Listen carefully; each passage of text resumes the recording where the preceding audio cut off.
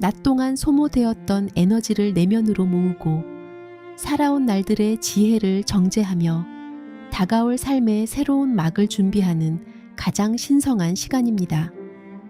탈무드가 전하는 두 개의 호주머니와 균형의 지혜. 모든 사람의 옷에는 두 개의 호주머니가 있어야 한다. 오른쪽 호주머니에는 세상은 나만을 위해 창조되었다는 문장을, 왼쪽 호주머니에는 나는 한 줌의 먼지에 불과하다는 문장을 넣고 다녀야 한다. 이 두 가지를 필요할 때마다 번갈아 꺼내보는 자만이 진정한 평온을 얻는다.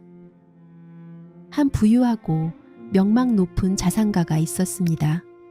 그는 젊은 시절부터 사업을 크게 성공시키며 주변의 부러움과 존경을 한 몸에 받았습니다. 그러나 중년에 접어들면서 예상치 못한 경제적 위기와 신뢰했던 이들의 배신을 겪으며 깊은 좌절에 빠졌습니다. 내 인생이 통째로 부정당했다는 생각에 밤마다 잠을 이루지 못하고 마음의 병을 앓았지요. 그는 현자를 찾아가 고통을 호소했습니다. 현자는 그에게 비단으로 만든 두 개의 작은 주머니를 건네며 하나는 성공했을 때 열어보고 다른 하나는 지금처럼 절망스러울 때 열어보라고 했습니다. 절망의 순간에 열어본 주머니 속에는 이 또한 지나가며 당신은 우주의 거대한 흐름 속 한 조각일 뿐이다 라는 글귀가 적혀 있었습니다. 자산가는 그 글을 읽는 순간 자신이 짊어진 실패의 무게가 우주 전체의 크기에 비하면 아주 작은 먼지에 불과하다는 것을 깨달았습니다. 신기하게도 그 순간 가슴을 짓누르던 무거운 압박감이 사라지고 깊은 안도감이 찾아왔습니다. 우리의 삶은 늘 과도한 무게감과의 싸움입니다. 인생의 전반전 동안 쌓아 올린 성과가 흔들릴 때, 혹은 건강이나 인간관계에서 상실감을 겪을 때 내가 이것밖에 안 됐나 하는 극심한 자괴감에 빠지기 쉽습니다. 반대로 여전히 타인보다 우월해야 한다는 강박에 스스로를 달달 볶기도 합니다. 오늘 저녁에는 왼쪽 주머니를 열어보십시오. 낮 동안 겪었던 억울함, 불안함, 노후에 대한 걱정은 거대한 삶의 역사 속에서 잠시 스쳐 지나가는 바람일 뿐입니다. 당신이 통제할 수 없는 세상의 일들에 매달려 스스로를 괴롭힐 필요가 없습니다.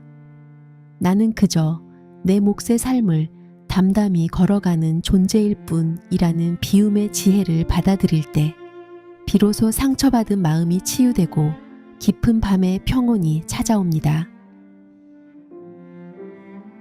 스토아 철학이 건네는 진흙 속의 보석과 의연함. 누군가 보석에 진흙을 던진다고 해서 보석의 광채가 사라지는가? 누군가 황금의 욕설을 퍼붓는다고 해서 황금이 똥으로 변하는가? 세상이 당신을 어떻게 대하든 당신이 고귀한 본질을 유지한다면 그 무엇도 당신을 손상시킬 수 없다. 어느 조용한 마을에 오랜 세월 동안 왕실의 종을 만들던 노련한 주물 장인이 살고 있었습니다. 그는 겉보기에 거칠고 무뚝뚝했으며 손은 굳은 살과 흉터로 가득했습니다. 어느 날 마을에 새로 부임한 젊은 관리가 장인의 허름한 작업실과 때 묻은 옷을 보고는 이런 지저분한 곳에서 무슨 가치 있는 물건이 나오겠느냐며 무례하게 굴었습니다. 주변 사람들은 장인이 크게 분노하거나 상처받을까봐 숨을 죽였습니다. 하지만 장인은 아무런 동요 없이 자신이 각 구워낸 거대한 청동종을 묵직한 망치로 웅장하게 내리쳤습니다. 둥 하는 깊고 맑은 소리가 온 마을과 산과 들을 가득 채웠습니다. 그 소리는 너무나 성스러워서 무례했던 관리조차 고개를 숙일 수밖에 없었습니다. 장인이 말했습니다. 저 바람이 내 옷에 먼지를 묻힐 수는 있어도 내가 만든 종의 울림 속으로 들어와 맑은 소리를 흐릴 수는 없다네. 세월이 흐르며 세상의 무례한 시선이나 달라진 대접에 상처를 받는 분들이 많습니다.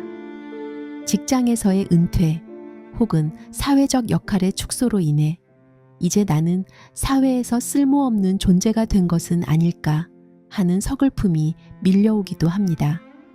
마치 내 존재의 진흙이 묻은 것처럼 말입니다. 그러나 철학은 단호하게 말합니다. 세상의 잣대와 타인의 평가라는 진흙이 당신의 거죽에 묻을 수는 있어도 당신이 평생 동안 축적해온 삶의 숙련도와 영혼의 깊이를 결코 훼손할 수 없습니다. 당신은 이미 수많은 폭풍을 견뎌내며 증명된 단단한 보석입니다. 오늘 밤에는 나를 알아주지 않는 세상에 대한 원망을 거두십시오. 그들이 던진 진흙은 마르면 바스러져 사라질 뿐입니다. 당신 내면에 흐르는 깊은 청동 종소리 같은 존엄함에 집중하며 편안하게 밤의 안식처로 들어가십시오. 프랑스 고전 철학이 보여주는 영혼의 독방, 우리는 세상 모든 이들을 위한 것이를 가지고 있지만 정작 나 자신을 위한 작은 독방 하나는 갖추지 못했다. 영혼의 가장 깊은 곳에 타인의 시선과 요구가 완전히 차단된 오직 나만을 위한 은신처를 마련하라. 그곳에서만 영혼은 진짜 휴식을 취한다. 한 제국의 국경을 책임지던 위대한 장군이 있었습니다. 그는 사막의 혹독한 기후 속에서 수천 명의 군사를 지휘하고 매일같이 생사와 직결된 결단을 내려야 했습니다. 적들의 위협과 부하들의 기대, 황제의 압박 속에서 그의 신경은 언제나 날카롭게 곤두서 있었습니다. 많은 이들이 장군이 조만간 극심한 스트레스로 무너질 것이라 예상했습니다. 하지만 장군은 매일 밤 아무도 들어올 수 없는 작은 군막 안에 혼자 앉아 소박한 나무 피리를 불었습니다. 그 피리 소리는 화려하지 않았지만 군막 밖의 거친 모래바람 소리를 지우기에 충분했습니다. 장군은 피리를 부는 그 짧은 시간 동안 군대의 사령관이라는 무거운 책무를 완전히 잊고 고향의 푸른 들판을 거니는 소년으로 돌아갔습니다. 그 작은 영혼의 독방이 있었기에 그는 다음 날 다시 수천 명의 목숨을 짊어질 힘을 얻을 수 있었습니다. 우리의 하루는 온통 타인을 위한 시간으로 채워져 있습니다. 가정에서는 부모이자 배우자로서 든든한 버팀목이어야 하고 일터에서는 완벽한 해결사여야 하며 사회에서는 모범적인 어른이어야 합니다. 매 순간 누군가의 기대에 부응하느라 정작 자기 자신의 영혼이 갈증을 느끼고 있다는 사실을 깨닫지 못합니다. 이 저녁 시간은 당신이 걸치고 있던 모든 무거운 외투를 벗어던지고 당신만의 독방으로 걸어 들어오는 시간입니다. 이 방 안에는 자녀의 미래에 대한 걱정도, 노후 자금에 대한 압박도, 남들에게 뒤처지면 어쩌나 하는 불안감도 들어올 수 없습니다. 오직 당신의 잔잔한 호흡과 평온함만이 존재하는 공간입니다. 오늘 밤에는 누구의 남편이나 아내, 부모나 상사가 아닌 오롯이 나 자신으로 존재하며 영혼의 깊은 숨을 불어넣어 주십시오. 당신은 그 자체로 이미 완벽하게 보호받을 자격이 있습니다. 독일 고전 문학이 지피는 누에고치의 도약. 누에가 고치 속으로 들어가는 것은 삶이 끝났기 때문이 아니다. 그 어둡고 좁은 공간은 자신의 낡은 몸을 녹여 눈부신 날개를 가진 나비로 거듭나기 위한 위대한 상고의 장소다. 멈춤은 퇴보가 아니라 비상을 위한 축적이다. 어느 깊은 숲속에 거대한 날개와 날카로운 눈빛을 가진 늙은 독수리가 살고 있었습니다. 세월이 흐르며 독수리의 깃털은 너무 무거워져 날갯짓이 힘겨워졌고 부리는 구부러져 먹이를 찢을 수 없었습니다. 주변의 젊은 새들은 이제 저 늙은 독수리도 끝났다며 조롱했습니다. 독수리 스스로도 무력감에 빠져 둥지 속에 누워 지내는 날이 많아졌습니다. 그러나 독수리는 이대로 주저앉지 않았습니다. 그는 아무도 찾지 않는 높은 바위산 꼭대기로 올라가 자신의 구부러진 부리를 바위에 끊임없이 부딪혀 스스로 깨뜨렸습니다. 피가 흐르는 고통 속에서 수개월을 버티자 거칠고 단단한 새 부리가 자라났습니다. 독수리는 그 새 부리로 무거워진 자신의 낡은 깃털들을 하나씩 모두 뽑아내기 시작했습니다. 상처가 아물고 깃털이 새로 돋아나자 늙은 독수리는 이전보다 훨씬 가볍고 힘찬 날갯짓으로 푸른 하늘을 향해 다시 한번 장엄하게 비상했습니다. 시간이 흘러 새로운 무언가를 구상하거나 급변하는 세상 속에서 낯선 도전을 시작하려 할 때 가장 먼저 마주하는 벽은 이 나이에 내가 할 수 있을까 하는 스스로의 불신입니다. 다른 사람들의 빠른 습득력에 주눅이 들거나 실패했을 때 치러야 할 체면 손상이 두려워 마음을 접곤합니다. 하지만 고전의 철학은 당신의 멈춤과 고민을 나비가 되기 전 누에 고치의 시간이라고 말합니다. 당신이 평생에 걸쳐 쌓아온 인간관계의 노하우, 삶의 굴곡을 넘으며 얻은 위기, 극복 능력, 세상을 바라보는 깊은 안목은 다른 사람들이 몇 달 공부해서 얻을 수 있는 가벼운 기술이 아닙니다. 그것은 거대한 깊이를 가진 당신만의 무기이며 그 자체로 훌륭한 삶의 자산입니다. 나이라는 숫자에 갇혀 당신의 가능성을 가두지 마세요. 당신은 지금 낡은 허물을 벗고 가장 단단한 날개를 펼치기 바로 직전의 순간에 서 있는 것입니다. 근대 인문 철학이 말하는 자신만의 자전축. 사자는 토끼를 사냥할 때 다른 동물들의 눈치를 보지 않으며 두루미는 하늘을 날 때 참새들의 지적임에 항로를 바꾸지 않는다. 타인의 자로 당신의 인생을 재려하지 말라. 당신은 당신만의 자전축을 가진 독자적인 세계다. 한 노련한 도예가가 평생을 바쳐 아름다운 청자들을 빚어왔습니다. 그의 작품은 은은한 빛깔과 정교한 선으로 명성이 자자했지요. 어느 날 도자기를 대량으로 찍어내는 공장의 젊은 주인이 찾아와 비웃었습니다. 어르신, 요즘 세상에 그렇게 미련하게 손으로 하나하나 만들어서 언제 돈을 벌겠습니까? 기계로 찍어내면 하루에 수천 개도 만드는데 시대의 흐름을 전혀 모르시는군요. 주변의 제자들은 그 말에 분개하며 유행에 맞춰 방식을 바꾸어야 하는 게 아닌가 동요했습니다. 하지만 도예가가 허허 웃으며 자신이 방금 감에서 꺼낸 도자기를 가만히 쓸어내렸습니다. 기계가 하루에 수천 개의 그릇을 똑같이 찍어낼 수는 있겠지. 하지만 기계는 흙과 불의 숨결을 읽지 못한다네. 내가 빚은 도자기에는 내 평생의 세월과 영혼이 담겨 있네. 세상의 유행은 바람처럼 바뀌지만 영혼이 담긴 작품의 가치는 100년이 지나도 변하지 않는 법이라네. 새로운 길로 나아갈 때 주변에서 들려오는 그게 되겠느냐, 요즘은 그런 거 안 통한다는 걱정을 가장한 훈수들의 마음이 흔들리기 쉽습니다. 남들과 비교하며 내가 가는 길이 너무 늦거나 서툰 것은 아닌지 조급해지기도 합니다. 하지만 기억하십시오. 우리가 시작하는 도전은 세월이 준 묵직한 진정성과 깊이를 담아내는 나만의 작품이 되어야 합니다.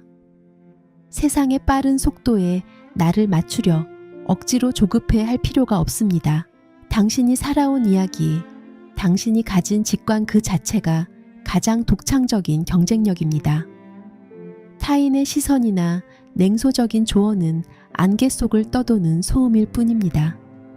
오직 당신 내면의 자전축을 믿고 당신만의 보폭으로 묵묵히 전진해 나가십시오. 세상은 결국 깊이를 가진 자의 손을 들어주게 되어 있습니다. 유럽 역사 고전이 남긴 새벽 직전의 불꽃. 운명이 당신의 앞길을 가로막고 이제 끝났다고 속삭일 때 당신은 온 힘을 다해 이제 진짜 시작이다라고 외쳐야 한다.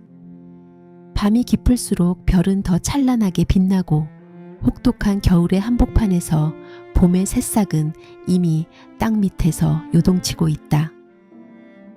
고대 유럽의 한 왕국에 전장에서 부러지지 않는 전설의 명검을 만드는 늙은 대장장이가 있었습니다.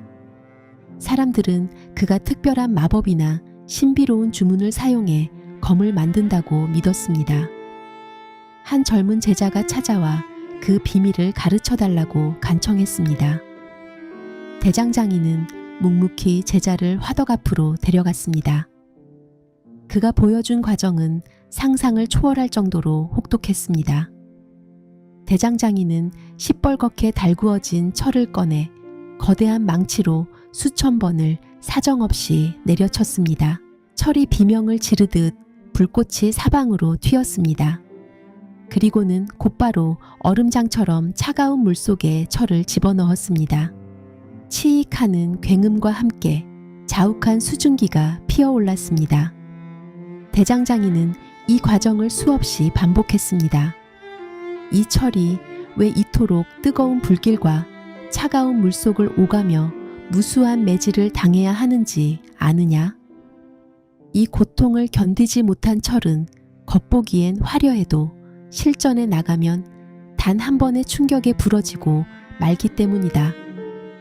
무수한 타격을 온몸으로 받아낸 철만이 그 어떤 위기에도 부러지지 않는 명검이 되는 법이다. 당신이 살아온 인생은 바로 이 화덕 속의 철과 같았습니다. 뜨거운 열정의 순간도 있었지만 얼음물처럼 차가운 실패와 좌절의 순간도 많았을 것입니다. 세상이라는 거대한 망치는 당신의 삶을 무수히 내려치며 상처를 남겼을지도 모릅니다. 가족을 부양하기 위해, 책임을 다하기 위해 나 자신을 깎아내며 버텨온 세월이었겠지요. 하지만 명심하십시오. 그 모진 세월은 당신을 무너뜨리기 위한 재앙이 아니라 세상 그 어떤 위기에도 결코 부러지지 않는 인생의 명검으로 당신을 단련하기 위한 과정이었습니다. 당신은 이미 충분히 단단해졌고 날카로운 지혜의 날을 갈아두었습니다. 지금 느끼는 답답함이나 나이에 대한 중압감은 끝이 아니라 당신이라는 명검이 세상에서 진정한 빛을 발하기 바로 직전의 어둠일 뿐입니다. 가슴을 펴고 당신의 손에 쥐어진 세월의 검을 신뢰하십시오. 당신의 인생 후반전은 전반전보다 훨씬 더 위대하고 장엄할 것입니다. 탈무드가 말하는 포도밭의 여우와 소유의 본질. 사람은 세상에 올 때 손을 꽉 쥐고 오지만 갈 때는 손을 펴고 간다. 올 때는 세상의 모든 것을 가지려 하지만 갈 때는 아무것도 가져갈 수 없기 때문이다. 낮 동안 움켜쥐려 했던 것들을 밤에는 기꺼이 놓아주어라. 비워진 손에만 참된 평온이 깃든다. 어느 날 굶주린 여우 한 마리가 탐스러운 포도가 주렁주렁 열린 포도밭을 발견했습니다. 하지만 포도밭은 단단한 울타리로 둘러싸여 있었고 겨우 들어갈 수 있는 곳은 아주 좁은 구멍 하나뿐이었습니다. 여우는 그 구멍으로 들어가기 위해 사흘 동안 아무것도 먹지 않고 몸을 홀쭉하게 줄였습니다. 마침내 포도밭에 들어간 여우는 실컷 포도를 따먹으며 행복을 만끽했습니다. 배가 터지도록 먹고 난 후 여우는 다시 밖으로 나오려 했지만 몸이 불어나 그 좁은 구멍을 빠져나갈 수 없었습니다. 결국 여우는 들어올 때와 마찬가지로 사흘 동안 다시 굶어 몸을 줄인 후에야 겨우 포도밭을 빠져나올 수 있었습니다. 밭 밖으로 나온 여우는 텅 빈 배를 움켜쥐고 탄식했습니다. 결국 들어갈 때나 나올 때나 배가 고픈 것은 마찬가지구나. 이 우화는 단순히 무소유를 말하는 것이 아닙니다.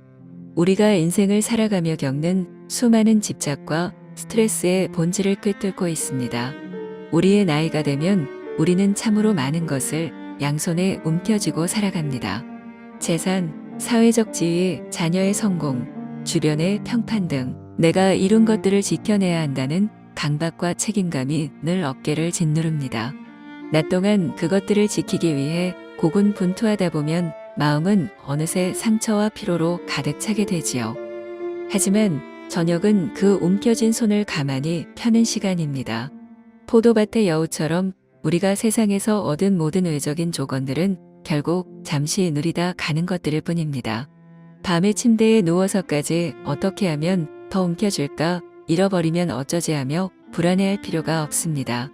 오늘 밤에는 마음속 포도밭의 문을 닫고 밖으로 걸어 나오십시오. 손을 펴고 나 자신에게 속삭이세요. 내 존재의 가치는 내가 가진 것들의 크기로 결정되지 않는다. 움켜쥔 손을 펼 때 비로소 밤이 주는 온전한 안식과 내면의 풍요로움이 그 빈손 가득 채워질 것입니다. 스토아 철학이 건네는 연극 배우의 의연함. 인생은 신이 연출하는 한 편의 연극과 같다. 당신에게 주어진 역할이 왕이든 거지든 평범한 시민이든 간에 그것은 중요하지 않다. 중요한 것은 당신에게 주어진 역할을 얼마나 훌륭하게 연기해내는가이다. 무대 위 의상에 현혹되지 말고 당신의 영혼을 연기하라. 한 가난한 연극 배우가 있었습니다.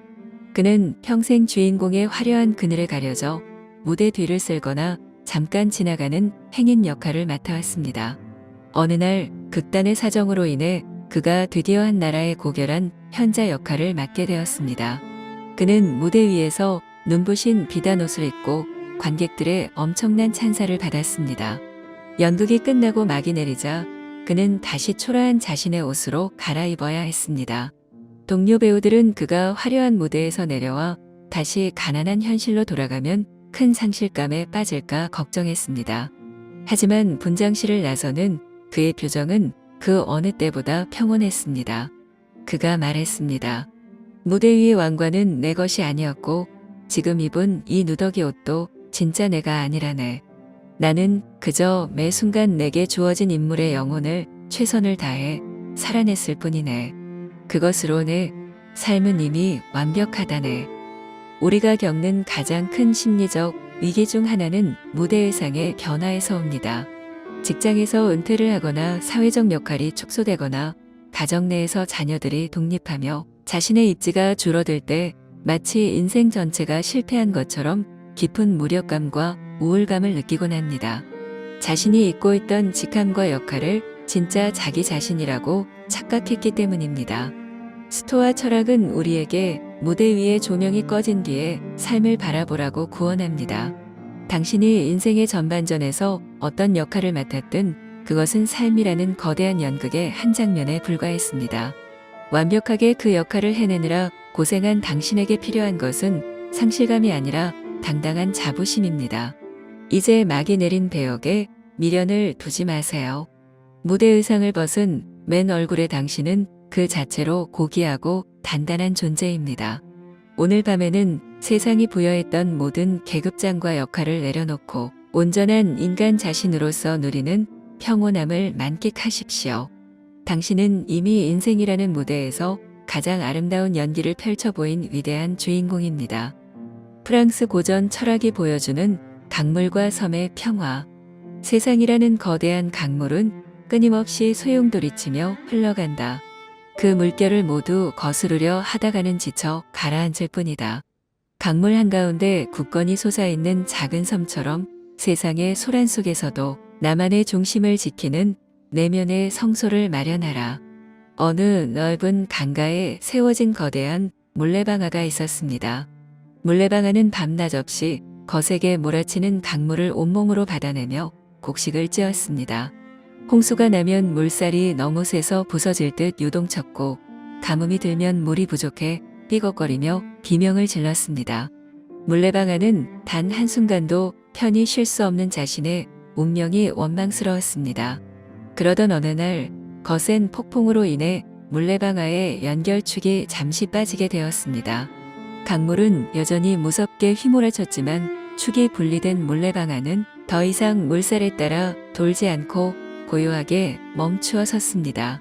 그제야 물레방아는 깨달았습니다.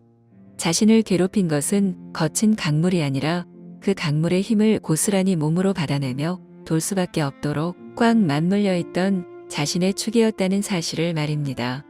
우리의 세대는 주변 환경과 타인의 감정에 너무나 쉽게 동조되고 연결되어 있습니다. 가족들의 걱정, 경제적인 불안, 노후에 대한 염려라는 강물이 마음속에서 잠시도 쉴 틈 없이 소용돌이칩니다. 낮 동안 그 거센 물살을 온몸으로 받아내며 마음의 물레방아를 돌리느라 저녁이 되면 영혼은 만신창이가 되기 일쑤입니다. 이 저녁 시간은 세상과의 연결축을 잠시 분리하는 시간입니다. 세상의 강물이 아무리 거세게 흘러가도 내가 그 물살에 맞물려 돌지 않으면 그만입니다. 마음속에 단단한 섬 하나를 지으십시오. 그 섬 안에서는 자식 걱정도, 돈 걱정도, 나이에 대한 불안도 모두 멈춥니다.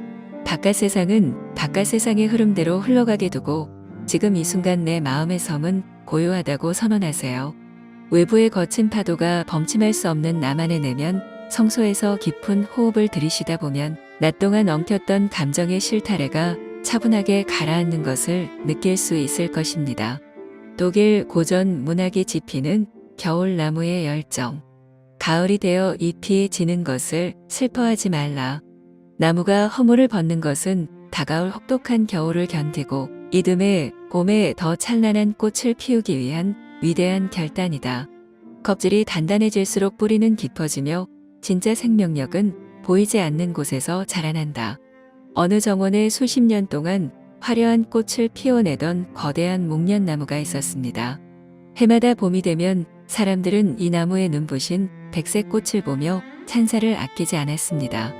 하지만 세월이 흘러 나무의 덩치가 굵어지고 껍질이 거칠어지자 꽃의 크기가 예전만 못하고 낙엽도 더 일찍 지기 시작했습니다.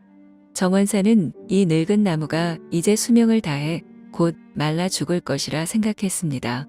그러나 나무는 죽어가고 있는 것이 아니었습니다.